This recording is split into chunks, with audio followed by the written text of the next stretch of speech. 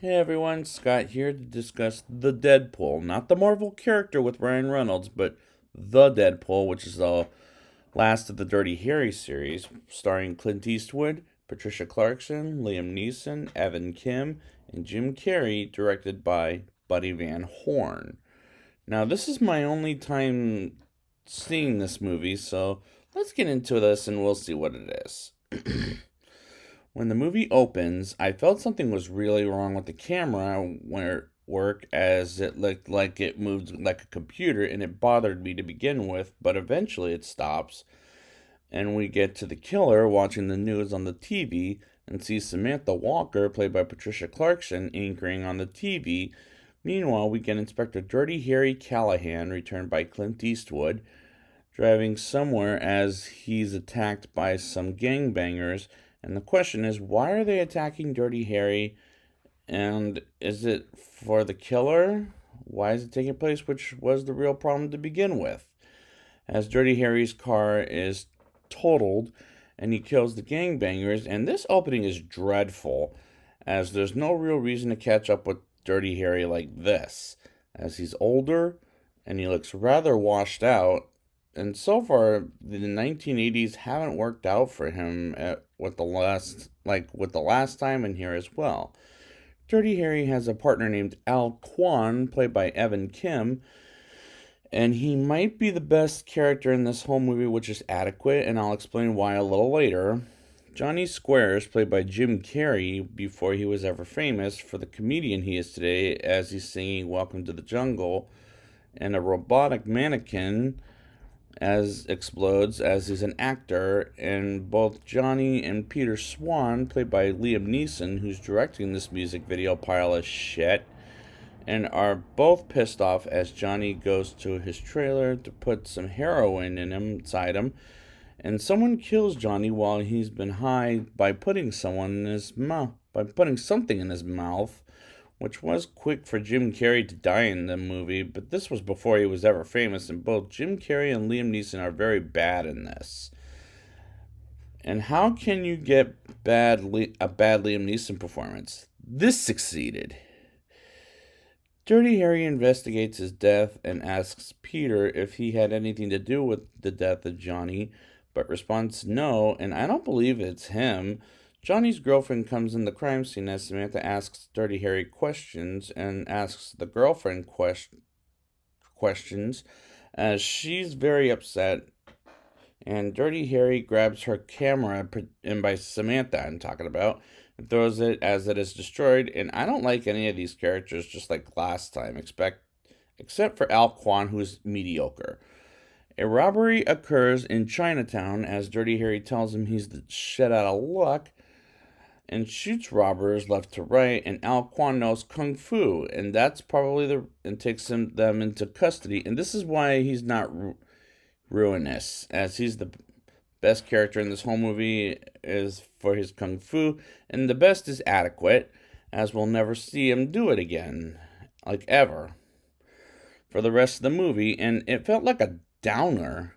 Dirty Harry gets in trouble for property damage, including Samantha's camera, and she's willing to drop the charges if Dirty Harry goes out to dinner with her, and he reluctantly accepts as we move on to the dinner scene between Dirty Harry and Samantha, as she calls herself Sam, and she wants to know Dirty Harry's story as he tells her no and walks out of the restaurant, and their chemistry is much worse than Dirty Harry and Jennifer from last time. While at the gym, Dirty Harry and Al Quan are at the gym as Dirty Harry stares at a woman working, and I'm thinking, what a fucking pervert. Dirty Harry hears from Sam on the TV, from the killer playing a game called the Deadpool. Dirty Harry and Al Quan go to the funeral of Johnny and talks with Peter, and Dirty Harry is led to believe Peter was the one who killed Johnny.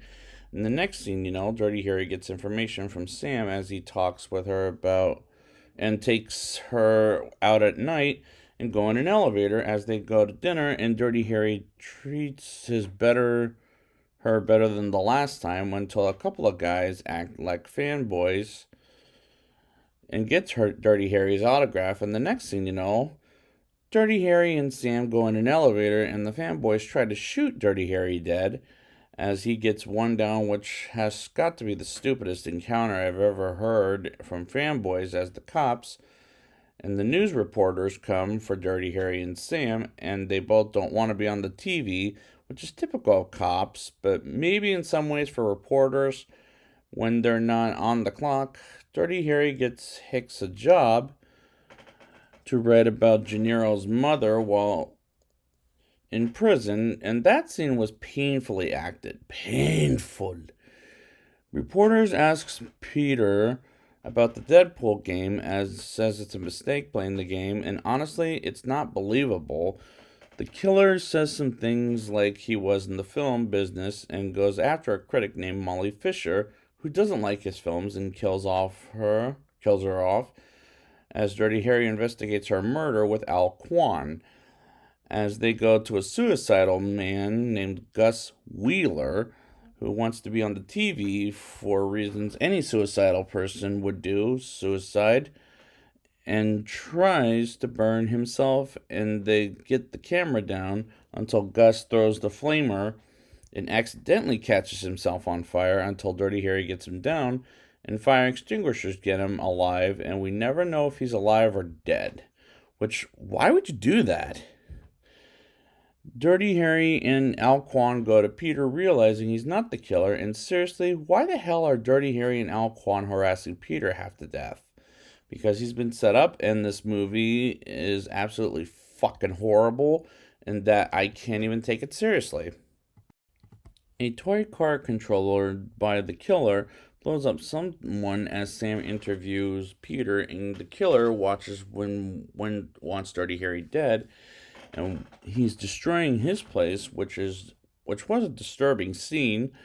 Dirty Harry and Al Quan go jogging as Al Quan stops as he might be out of breath, and Dirty Harry continues to jog and is followed by a car and beats their asses, as he was sent by someone to guard Dirty Harry, which was kind of a stupid action sequence for just nothing. The next scene, Dirty Harry gets out of a house, and the killer drives both the car and another toy car to go after Dirty Harry and Al Quan, which is completely fucking dangerous, as Dirty Harry knows it will blow up under his car. And that chase is the second best thing about this movie. Eventually, the toy car goes under Dirty Harry's car as he tries to drive away, but it blows up on him, as Dirty Harry lives and Al Quan is hospitalized. And why won't Dirty Harry just die at this point? Which did annoy me in this movie this time. Sam gets a call from Peter, from what I get the impression is the killer asking for her for an interview. As she goes to Peter, the killer comes up to the cameraman and kills him and captures Sam as Dirty Harry steals someone's car. And the killer tortures Sam, and I never got his name, but he says Peter got his ideas for his movies from his nightmares. As it doesn't make sense to not know the killer's name, he attacks Sam while Dirty Harry arrives to see Sam is almost killed as he shoots the tape player before playing Welcome to the Jungle on there. And the killer holds Sam hostage and gives him his gun to the killer, and throws a wrench at a camera while Sam hides from the killer, with Dirty Harry as he hides Sam from the killer. And the killer goes after Harry, and he disappears, and the killer is out of bullets, and Dirty Harry kills the killer with the whale gun, and the cops eventually arrive, and this is a horrible way to end the Dirty Harry retrospective series, as this movie, at the end of the day, is dull. Now it's time for the rating. I'll give this movie a 2.6 out of 10. The story is pretentious, and other than Al Quan, everything else is horrible in this movie. The mini car chase is the second best thing about this movie, as it had a brief exciting moment or two. But those are the only two things I'll compliment the movie on, but otherwise, it's a dull movie. This movie is pretentious at times, as I can't take it seriously. This is a horrible way to end a Dirty Harry retrospective series. So I would like to thank you guys for joining me for this Dirty Harry series, and I will be back next time with Clint Eastwood and his directing movies, starting with Play Misty for Me. And until next time, make my day.